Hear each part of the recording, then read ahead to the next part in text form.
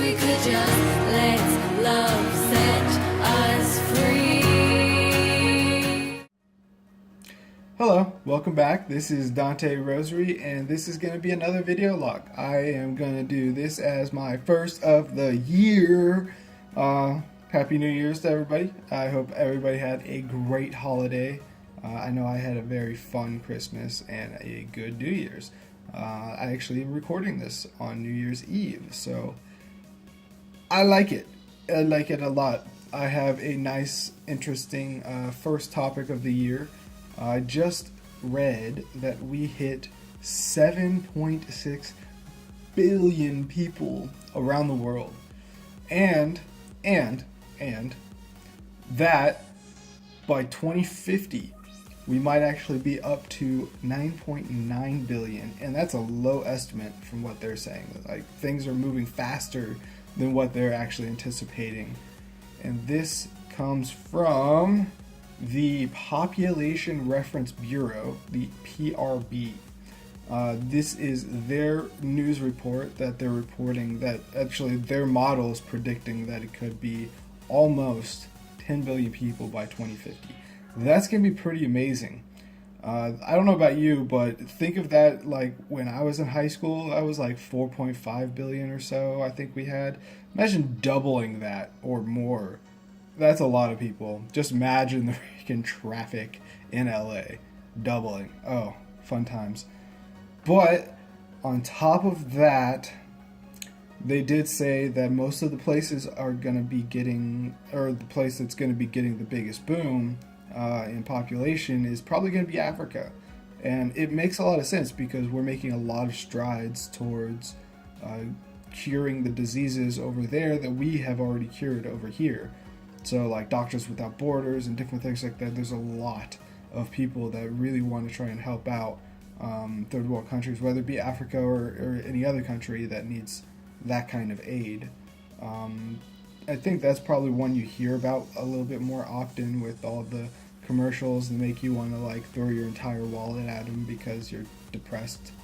But besides that, I think with the medical breakthroughs, besides just that, I mean, we are having that kind of medical breakthrough to make us live longer. I mean, our years to death or whatever their comparison is just keeps getting larger every year. And a little segue onto something I am going to be doing this week too is a story about how we might be living to 120 soon.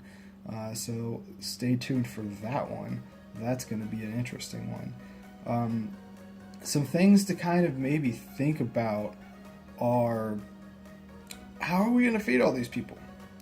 That's going to be a very big population boom. And right now we're like apparently infatuated with meats, like meat products and different things like that. We can't get enough meat in our mouth.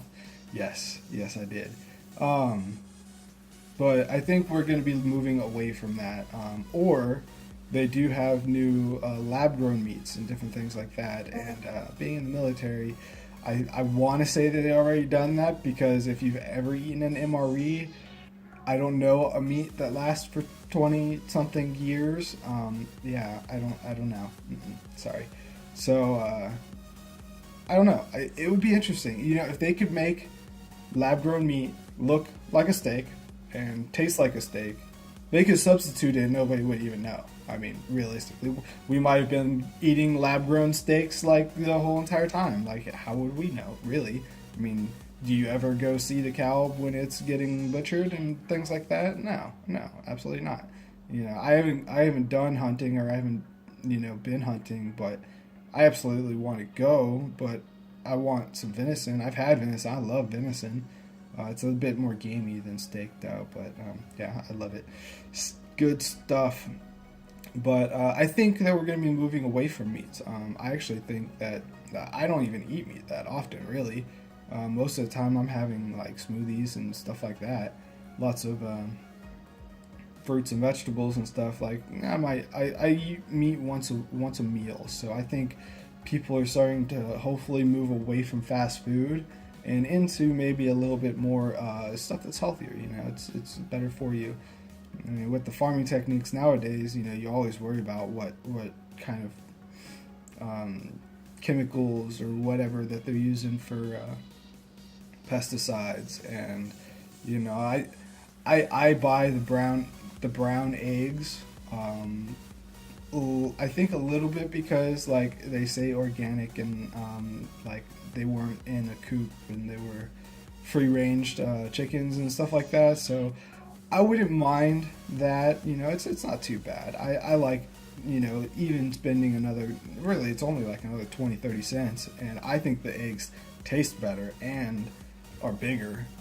So that's just my opinion. But I think going to urban farming is really what's going to help out this a lot. Getting away from mass scale production of fruits and veggies and stuff like that. It's going to go it's going to go back to the days when it was, farm trade. You'd go down like farmers markets, so they're going to be huge, because everybody's getting to grow their own stuff. And then what I would like to see come from that is that communities start growing their own stuff, and neighbors finally start talking to each other again, and freaking, having feasts and shit with the stuff that they've been growing in their garden. And it's made it, different techniques have made it a lot easier to grow stuff, even in like an apartment. Like I've been growing some stuff too, like more for like seeing if I can type of thing, without actually like growing it to eat it and everything like that. But potatoes and tomatoes and different things like that. But you can do things like vertical gardening. You can fit a lot of stuff on vertical garden on just like a wall, like a wall in your house that you don't use. And if you have an apartment, it could be a wall near the window.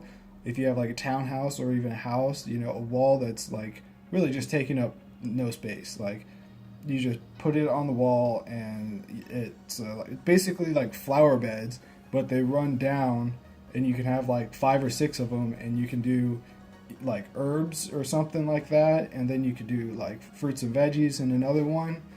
And that's good. It'd probably give you enough food for a few months if you do like all of one plant and then do it again in like the summer, winter, and spring. Fall's probably about the same time as spring, like some of the same stuff that you would want to grow, but you want to be careful not to hit the frost. But yeah, so there's different things that we can do to really do the food, as far as getting to that many people. But I think it'll start going back to how it was, where we're more farming for ourselves now. Again, I think there's still going to be supermarkets and stuff like that, absolutely. But I think a lot more people are going to be doing more of their own farming, because the store stuff, that word's high. The stuff that you buy at the store is nice and it's good and it works, but it just doesn't hold a candle to stuff that you grow that on your own. Stuff that you grow on your own just tastes so much better, and it feels better too, because you actually put in the work and you did the stuff that you needed to do to make it happen. So I think that's where it's gonna go. With those farms, I mean, just thinking about the amount of people that we're adding right now. I mean, technically we're doubling it from when I was in high school, which was just over 10 years ago. So in 10 years, we doubled the population. So just saying, if we stick with that boom, I know I was right around the baby boomer era, but we stick to that trend and we get medical breakthroughs to make us live longer, I have no doubt in another 10, 15 years, we will probably be doubling it again. So that 9.9, I don't think that's going to be anywhere close to where we're going to be at 2050. I imagine that's going to be closer to maybe even like 15, 20 billion. I could see it being up to 20 billion people in 30 years? Yeah, 30 years. I mean, that's like, yeah, I don't know. That's going to be a lot. That's going to be a lot of people. Just thinking about that, I was playing a game called Oxygen Not Included, and one of the big things is to keep your little people have oxygen, and it works with a lot of gas dynamics, but it's really fun because carbon dioxide's in there, but when I'm playing the game, it's like I really get an understanding of like how much carbon dioxide is there, and yeah, carbon dioxide will kill you, and if we keep deforesting and stuff like that and killing the stuff that makes us able to breathe, and then keep increasing the workload that the planet has to do in order to keep us alive, it's going to be interesting. It's going to be very interesting. But I think that I think we're making good strides. I really do. We're doing a lot of what do you call that? Like cycling economics or something like that, where it's like everything that we're making gets used, produced, and stuff like that, and then at the very end of its life cycle, it gets recycled, and everything kind of does that whole circle.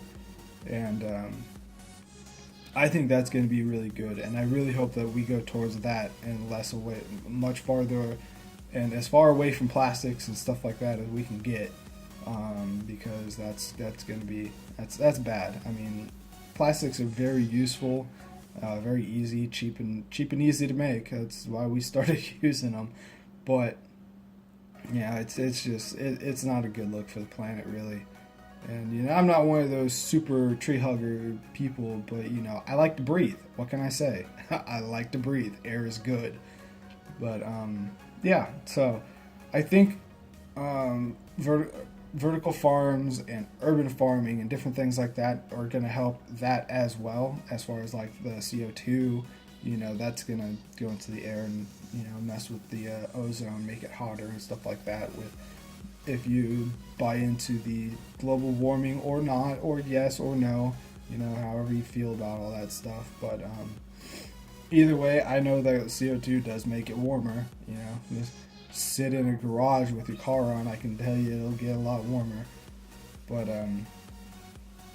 there are things that they're doing in Asia right now that are doing vertical forests, is what they call them, vertical forests. So they're making like skyscrapers with trees on them, and they're doing that like throughout the cities and stuff like that. I think that's a really great idea. I mean, that'd be pretty awesome to live in a freaking apartment, look over and there's like a whole bunch of trees right there just, hanging out.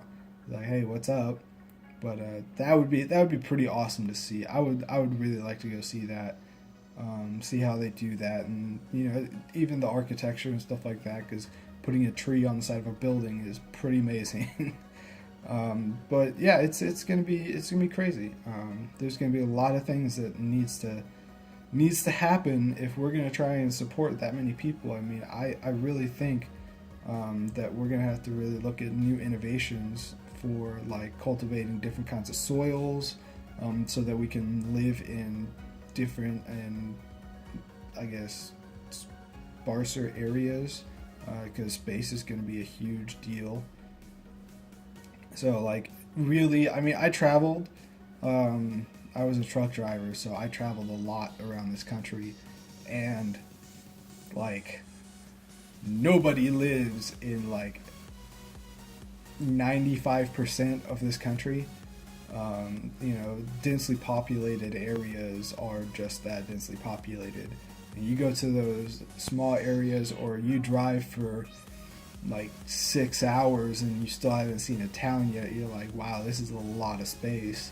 The biggest thing always is going to be how you get water to it. But if we can do different innovations and stuff like that to where we can get more water out there and cultivate better soil so we can produce more farms and farmlands and in places that aren't around water as often or don't get rain as often, then it's going to help with expansion, and that's going to be a really big key part of how we even fit this many people on this planet.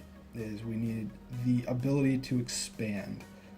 That's really going to be one of the big ones, is expansion, farms, and how to feed people, how to give them good water, And I think that's really just education, because I mean, anybody can go freaking boil some water and do that. I mean, it's a little bit different when we're talking about seawater. I mean, you can do reverse osmosis with that and do it that way, but still, I mean, that's really not that hard. But a lot of people don't know that. Like, I believe, I can't remember which Middle Eastern country it was, but like all of their water comes from seawater. Like that's where they get all of their fresh water from. They treat the seawater and do a reverse osmosis on it, and that's where all their water comes from. Their drinking water, their farming water, everything. That's what they do. So, you know, kind of looking at those avenues will help us to get more fresh water. So yeah, those are some things that I think we need to kind of maybe keep an eye on, or kind of, you know, keep in the back of your head, you know, or see what's going to happen as our population increases. So that's going to be it for this one. I hope that you enjoyed the episode, and I will see you here tomorrow with a brand new episode. Want to say that is my New Year's resolution, to do 5 days a week, one video every day, 5 days a week. Weekends I'll probably keep. I'm looking into streaming, but we'll see about that. I might try and do it, or at least try and see about it. And this is probably going to be the shirt you see me in. I got this for Christmas, and I love it. So, yep, Deadpool, maximum effort. So you'll probably see me in this shirt. I might use this as my recording shirt and do that. I liked it. It was a good gift. So I hope to see you guys in the next one. This is Dante Rosary, and I will see you later. Bye-bye. Will someone please